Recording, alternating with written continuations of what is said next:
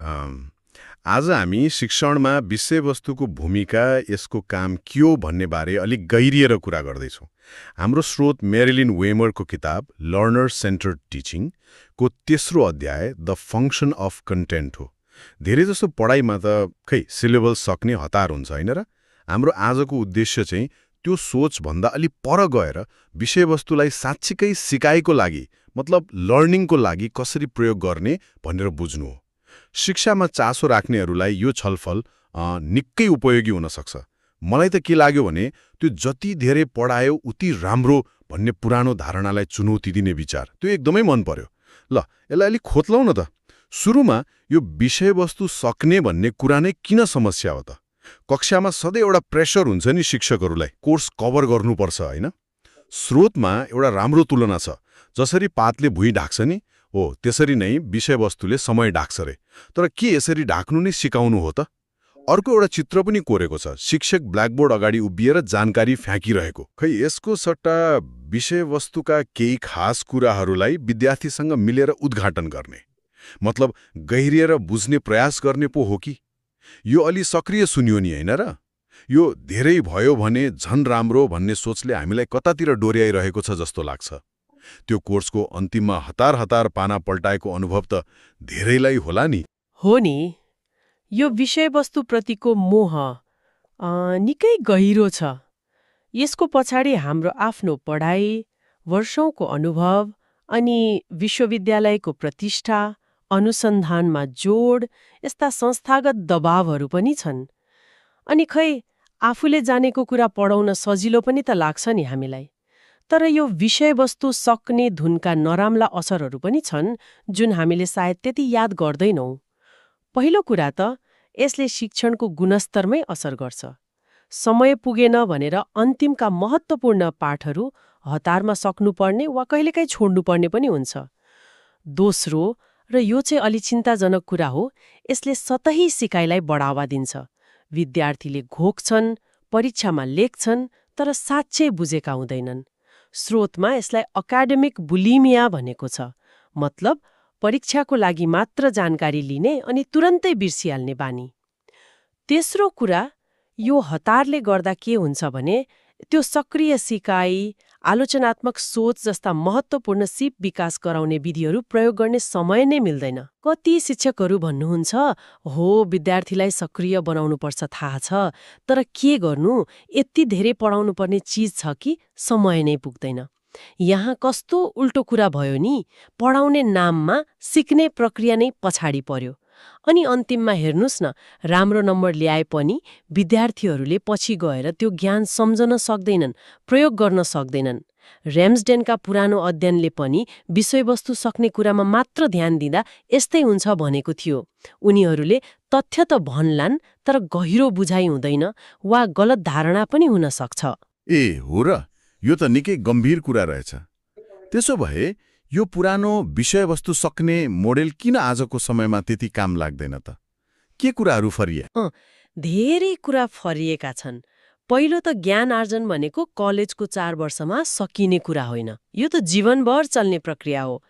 त्यो पुरानो सोच थियो नि, सुई लगाए जस्तो शिक्षा दिने, एकचोटि पढाइदिए पुगिहाल्यो भन्ने। त्यो अब काम लाग्दैन। आजीवन सिकाइ महत्त्वपूर्ण छ आज। दोस्रो, ज्ञान यति छिटो बढिरहेको छ, आज ठिक लागेको कुरा भोलि गलत वा पुरानो हुन सक्छ। यस्तो बेलामा विद्यार्थीले कलेजमा के सिके भन्ने मात्र होइन, बरु नयाँ कुरा कसरी सिक्ने, पुरानो धारणा कसरी छोड्ने र फेरि कसरी सिक्ने, रिलर्न भन्ने जान्नु पर्यो। तेस्रो कुरा, समस्या समाधान गर्ने, आलोचनात्मक रूपमा सोच्ने जस्ता महत्त्वपूर्ण सिपहरू आफै आउँदैनन्। कतिले सोच्छन् नि, धेरै हिसाब गरेपछि त आइहाल्छ भनेर। तर वुड्सको इन्जिनियरिङ विद्यार्थीहरूमाथिको अध्ययनले के देखायो भने हजारौं समस्या समाधान गर्दा पनि उनीहरूले त्यसको पछाडिको सिद्धान्त नै बुझेका रहेनन्छन्, प्रक्रिया मात्र घोकेका रहेछन्। र चौथो, अहिले त डिजिटल जमाना छ, जानकारी जताततै छ होइन र? त्यसैले जानकारी कसरी खोज्ने, त्यो सही हो कि होइन भनेर कसरी छुट्याउने अनि त्यसलाई कसरी व्यवस्थित गर्ने भन्ने सिप, त्यो सायद कण्ठस्थ ज्ञान भन्दा पनि बढी महत्त्वपूर्ण भएको छ। कति जानकारी दियो बाट त्यो जानकारी प्रयोग गर्ने र नयाँ सिक्ने सिप कसरी विकास गर्यो भन्नेतिर जानु पर्यो। त्यसो भए यो नयाँ सिकारु केन्द्रित दृष्टिकोण कस्तो हुन्छ त? यसमा विषयवस्तुको भूमिका के त? राम्रो प्रश्न। यो सिकारु केन्द्रित दृष्टिकोणमा विषयवस्तु आफैमा अन्तिम लक्ष्य होइन, बरु एउटा माध्यम हो। फिङ्केलले भने जस्तै हामीले विषयवस्तु सक्नेबाट प्रयोग गर्नेतिर जानुपर्छ। यो मोडेलमा विषयवस्तुको दुईटा काम हुन्छ। पहिलो त त्यसले विषयको आधारभूत ज्ञान त दिनै पर्यो, त्यो त चाहिन्छ नै। तर दोस्रो र यो नै महत्त्वपूर्ण परिवर्तन हो, विषयवस्तुलाई सिकाइ प्रक्रियालाई नै सघाउन प्रयोग गरिन्छ। भनेको त्यही विषयवस्तु पढाउँदै गर्दा विद्यार्थीमा सिकाइ सिप विकास गर्ने र उनीहरूलाई आफ्नो सिकाइ प्रक्रियाबारे सचेत मतलब सेल्फ अवेयर बनाउने। विषयवस्तुलाई सिकाइका लागि कसरी प्रयोग गर्ने त? अलि प्रष्ट पारिदिनुस् न। हुन्छ। पहिलो तरिका हो सिकाइ सिपहरू विकास गर्न। जस्तै त्यही विषयवस्तु पढ्ने बेलामा समय कसरी मिलाउने, राम्रो नोट कसरी बनाउने, समूहमा कसरी काम गर्ने वा अलिक गहिरिएर कसरी सोच्ने, यस्ता सिपहरू सिकाउन सकिन्छन्। दोस्रो, विद्यार्थीलाई म कसरी सिक्छु भन्ने कुरामा सचेत बनाउन। उनीहरूको बलियो पक्ष के हो, कहाँ कमजोरी छ, कुन तरिकाले पढ्दा मलाई सजिलो हुन्छ, यो आत्मजागरुकता, यो सेल्फ अवेयरनेस नै उनीहरूलाई आत्मविश्वासी र स्वनियमित माने सेल्फ रेगुलेटेड सिकारु बन्न मद्दत गर्ने आधार हो। यस्तो सिकारुले आफ्नो सिकाइको जिम्मा आफै लिन सक्छन्। भनेपछि विषयवस्तु जानकारीको थुप्रो मात्रै भएन, यो त सिप र आफूलाई बुझ्ने औजार पनि भयो। यो त पुरानो सोचभन्दा निकै फरक रहेछ। बिल्कुल। यस नयाँ सम्बन्धका 3 मुख्य विशेषता छन्। 1. विषयवस्तु केवल सकिँदैन, यसले ज्ञानको आधार बनाउँछ। 2. यही विषयवस्तु मार्फत सिकाइ सिपहरू विकास हुन्छन्। र 3. सक्रिय सिकाइ र अनुभवबाट विद्यार्थीले आफ्नो सिकाइबारे बुझ्छन्। सुनेर मात्र होइन कि गरेर सिक्छन्। यो सुन्दा त फाइदै फाइदा देखिन्छ त। यसका अरू फाइदाहरू पनि छन् कि? अनि शिक्षकहरूले यसलाई अपनाउन चाहिँ किन अलिक गाह्रो मान्छन् होला त? फाइदाको कुरा गर्दा सबैभन्दा ठूलो फाइदा त विषयवस्तु र सिकाइ प्रक्रिया बीचको तालमेल, त्यो सिनर्जी हो।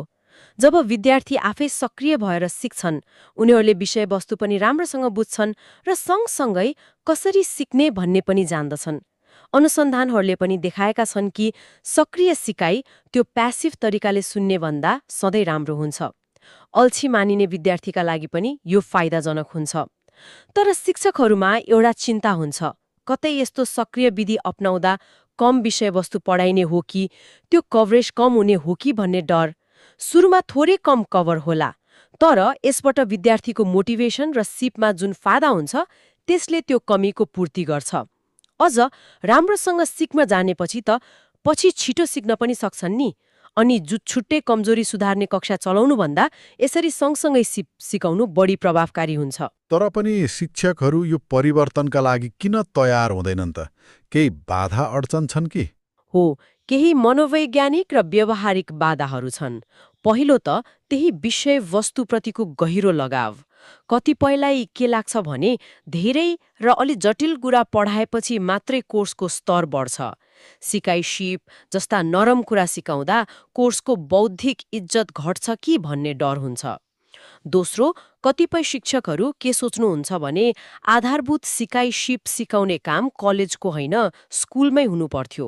तर वास्तविकता के हो भने धेरै विद्यार्थीहरू यी सिपहरू राम्रोसँग नसिकिकनै कलेज आइपुग्छन्।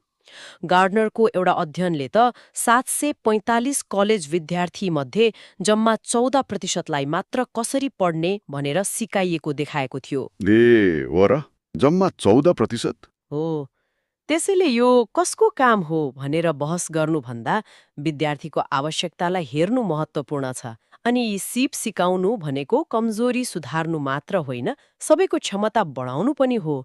तेस्रो बाधा हो थप गर्ने सोच, एड अन मेन्टालिटी भन्छ नि, अर्थात् अहिले पढाइरहेको विषयवस्तु घटाउनै नपर्ने, त्यसमै अलिकति सिकाइ सिपका कुरा थपिदिए भइहाल्छ नि भन्ने भ्रम। तर वास्तविकता के हो भने यदि सिकाइ सिप विकासमा साँच्चै ध्यान दिने हो भने केही विषयवस्तु त पक्कै पनि छाँटखाट गर्नुपर्ने हुन्छ।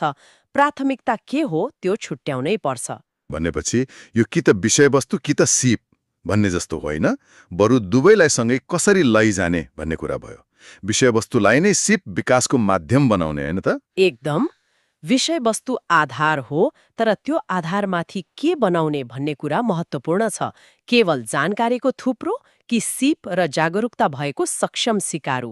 यसका लागि हाम्रो दृष्टिकोणमा, हाम्रो सोचमा समायोजन आवश्यक छ। यो त भयो सैद्धान्तिक कुरा, तर कक्षा कोठामा यसलाई कसरी लागू गर्ने होला? केही व्यावहारिक उपायहरू छन् कि? स्रोतमा त इन द ट्रेन्चेस भनेर केही उदाहरण पनि दिएको छ क्यारे? हो, स्रोतमा धेरै व्यावहारिक रणनीतिहरू दिएको छ। सबै त यहाँ भन्न सकिन्न, तर केही मुख्य विचारहरू छन्। जस्तै विकासात्मक रूपमा सोच्ने भने विद्यार्थी अहिले कहाँ छन्, उनीहरूको पहिलेको ज्ञान के छ, त्यहीबाट सुरु गर्ने। अर्को, छोटो गतिविधिहरूलाई नियमित बनाउने।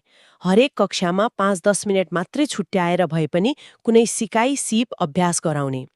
त्यस्तै यथार्थपरक लक्ष्य राख्ने, एकैचोटि धेरै सिप सिकाउन नखोज्ने, बरु 1 वा 2वटामा ध्यान दिने। अनि आवश्यकता परेको र सिक्न तयार भएको बेलाको फाइदा उठाउने भने निड टु नो मोमेन्ट्स। जब विद्यार्थीलाई कुनै कुरा जान्न साँच्चै आवश्यक पर्छ, त्यही बेला सान्दर्भिक सिप सिकाउने।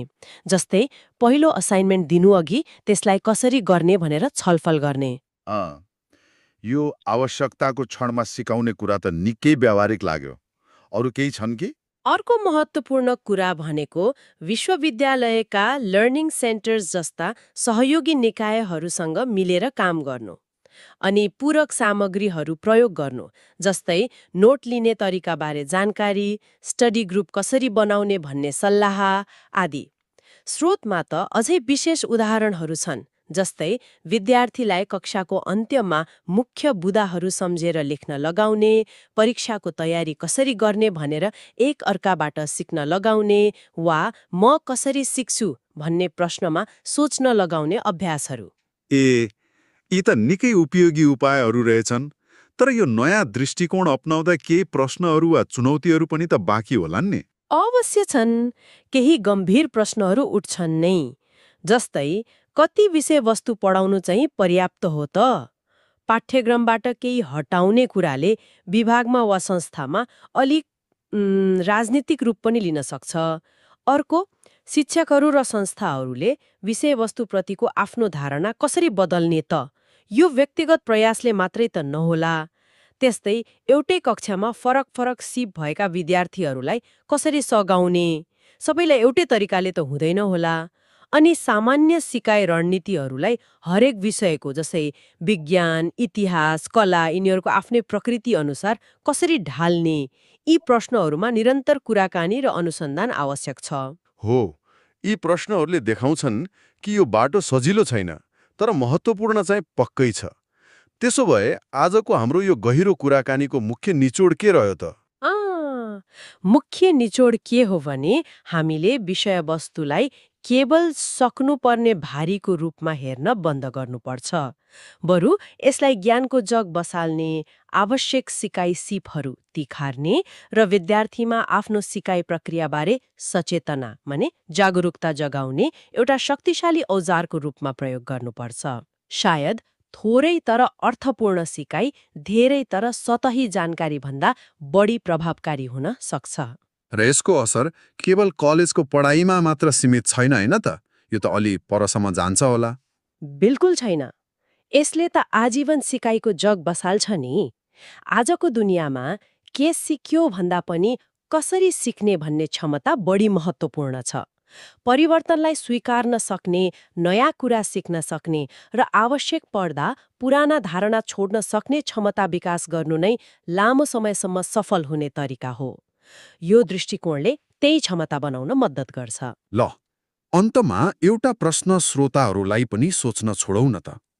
यो विषयवस्तु सक्ने सोचबाट सिकारु विकास गर्ने दृष्टिकोणलाई हामीले आफ्नो औपचारिक शिक्षामा मात्र नभएर आफ्नो काममा वा व्यक्तिगत सिकाइमा कसरी लागू गर्न सक्छौं होला?